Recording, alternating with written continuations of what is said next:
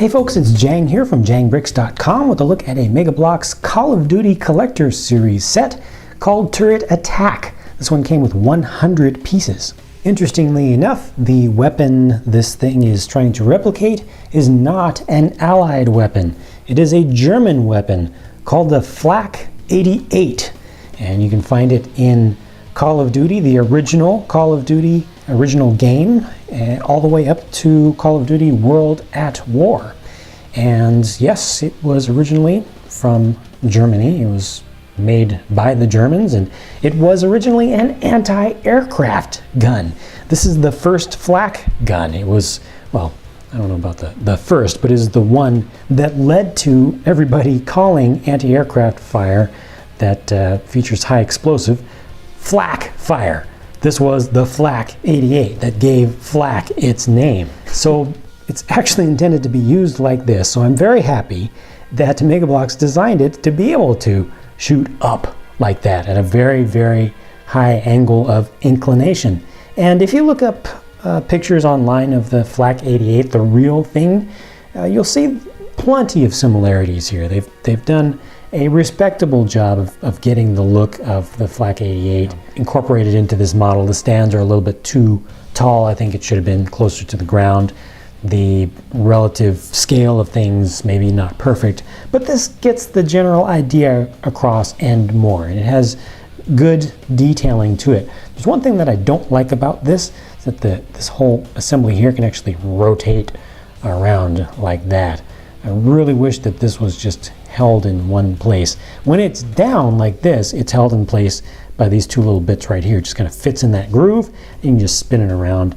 That works out just perfectly well. It does have a little bit of play in the turntable, the part that's spinning around, so you can actually get caught on these corners a little bit, but it's easy to get past that. I think the thing looks pretty good. I'm glad that they used this particular version of camo, the kind of marbled green color with some rusts and some darker colors in there as well. And you can also see that you've got these details which can be pulled off. You've got more of them here. Pulled off, and they can represent artillery shells, so you can take each one of these individually off. If you run out of these, if you're just kind of playing, just kind of throw them off. You can start pulling these off actually, because they're built exactly the same. These are intended, I believe, intended to be kept there, but they can be used the same because they're built the same. So that's nice that they actually give you ammunition. It just adds a little more to the believability. Though the artillery piece is German, they do give you Allied soldiers, 2 Americans here in this case, since I believe the product is mostly targeted at North American kids. And that's because everybody wants to play the good guys, right? And if you play the game, you're not playing it as a German using that turret. You're playing it as an American, trying to capture the turret and then use it against German forces, or trying to destroy some of those turrets, depending upon which game and which mission that you're looking at. You see that they did give you a good number of pieces with these two. I think they're nicely equipped. You got the backpack there, knife is actually attached. You can remove that and equip it separately. This set does have 2 unpainted weapons for the minifigs. They're just in gunmetal gray, the dark gunmetal gray. Got the Thompson SMG there and an M1 Garand. That's it.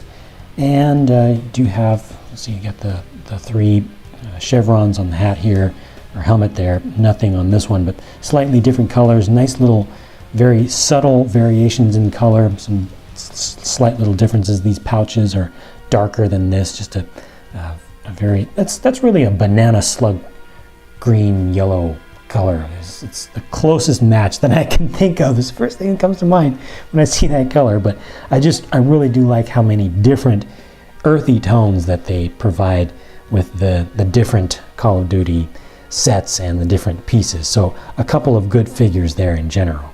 This is a must-have set, I would say, for setting up any kind of good battle scenario, diorama or actual kind of play scenario. Having artillery is absolutely paramount, especially for this era. The thing looks a little bit Spartan, but it looks pretty decent, respectable, believable, and it comes with very good figures with a good number of accessories that are usable with other figures as well if you have other sets.